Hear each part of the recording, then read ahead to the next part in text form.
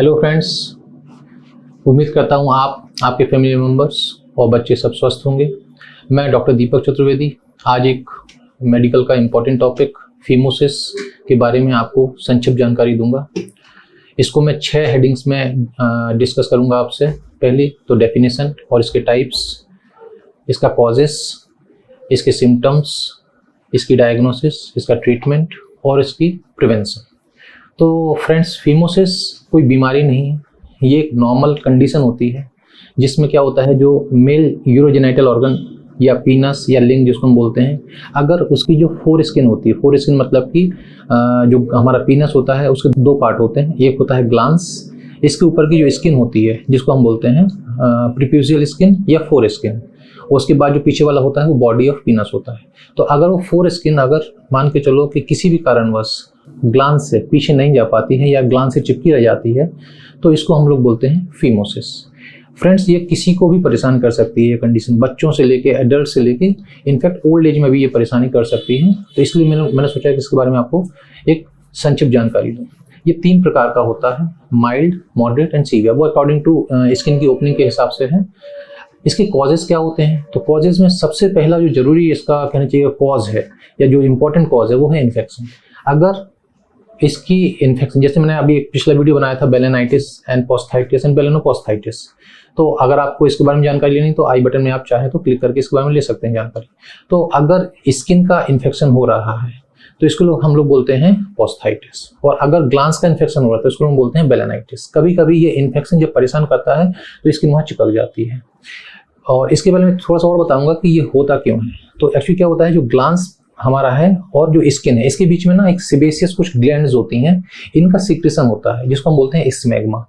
ये अगर क्लीन अच्छे से नहीं होता है या वो ग्लैंड्स का इन्फेक्शन वहाँ पे परसिस्ट कर गया और स्किन से चिपक गया तो ये स्किन पर पीछे नहीं जाती, तो इन्फेक्शन हो गया। उसके बाद अगर किसी भी बच्चे को या एडल्ट को या बुजुर्ग को बार बार यूरिनरी ट्रैक्ट इन्फेक्शन हो रहा है, पेशाब का इन्फेक्शन हो रहा है, तो भी फीमोसिस हो सकता है। कुछ डायबिटिक्स होते हैं, डायबिटीज जिनको है उनमें भी ये समस्या बहुत कॉमन पाई गई है।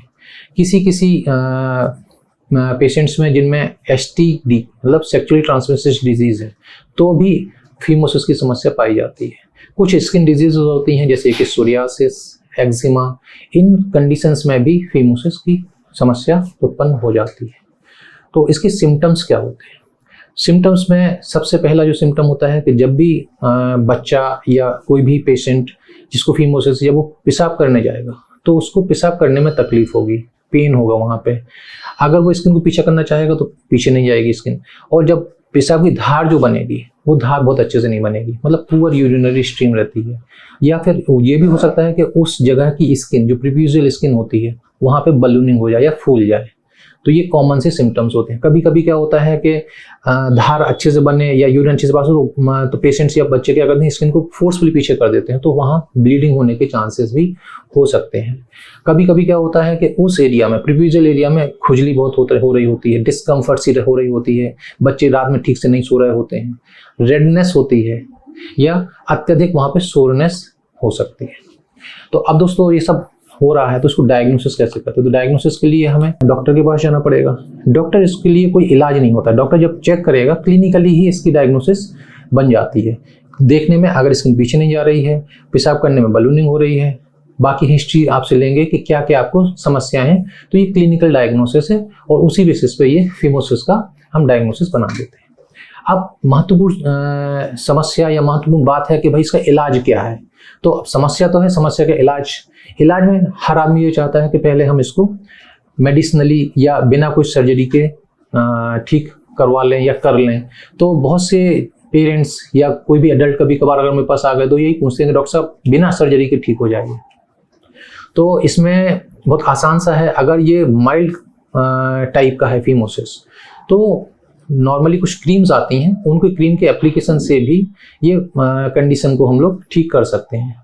लेकिन कभी कभी क्या होता है कि अगर रिकरेंट हो रहा है फीमोसिस, मतलब ठीक हो गया कुछ दिन का फिर बार बार हो रहा है, या फिर ये phimosis moderate to severe category का है, या फिर कुछ ऐसी कंडीशंस होती हैं कि जहाँ पे फीमोसिस ठीक होने के बावजूद ही बच्चे को या किसी भी पेशेंट को रिकरेंट यूटीआई हो रहा है, या मान के चलो कि अगर 4 स्कैन में कोई अर्ली स्टेज का कैंसर है, तो इस केस में हमें सर्जरी पे भी जाना पड़ सकता है। इसकी सर्जरी को हम लोग सर्कमसिजन बोलते हैं। सर्कमसिजन फ्रेंड्स 2 प्रकार से करते हैं। पहले ओल्ड या अभी भी कभी कभी ओपन सर्जरी होती है, जिसमें निक स्किन पे लगा के उसको खोल दिया जाता है। और आजकल कुछ रिसेंट टेक्नोलॉजी के साथ एक लेज़र टेक्निक आ गई है, जिसमें आप सर्कमसिजन जा सकते हैं। उसके लिए खैर दैट इज सर्जिकल पार्ट, तो उसको मैं ज़्यादा डिस्कस नहीं करूँगा। अब अगला टॉपिक आता है कि हम ये सोचें कि भाई ये हो ही ना, प्रिवेंशन कैसे करें कि ये कंडीशन हो ना।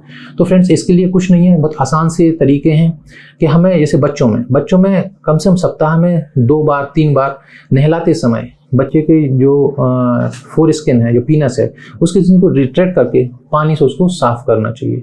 बहुत से पेरेंट्स को पता ही नहीं कि क्लीन करना अत्यंत आवश्यक होता है। तो क्या होता है कि स्मैग्मा डिपोजिशन से वो चिपकी रह जाती है। अगर मान चलो किसी को माइल्ड वैरायटी का फीमोसिस है ही, स्किन बहुत अच्छे पीछे नहीं जा रही है, तो आप जो कोकोनट ऑयल होता है, कोकोनट ऑयल की 2 या 3 ड्रॉप स्किन को पीछे करके ग्लांस पे डालें और धीरे धीरे हल्के से आप उसको पीछे और आगे करते रहें। इससे क्या होगा, धीरे धीरे वो स्किन जो है वो ओपन होने लग जाती है। कुछ प्रिप्यूशियल रिंग्स आती हैं, जिनको मतलब कि अगर उनको हमें रिंग्स लगा के उनको हम पीछे कर सकते हैं, तो रिंग्स का भी यूज़ कर सकते हैं, बट वो सब डॉक्टर को दिखाने के बाद ही करना है। So friends thanks. मेरे ख्याल से आप मेरे द्वारा दी गई जानकारी से आपको कुछ जानकारी मिली होगी। अगर इसके बाद भी आपको चाहिए कुछ और एक्स्ट्रा डिटेल्स में जानकारी, तो आप मेरे को कॉल कर सकते हैं। Thank you.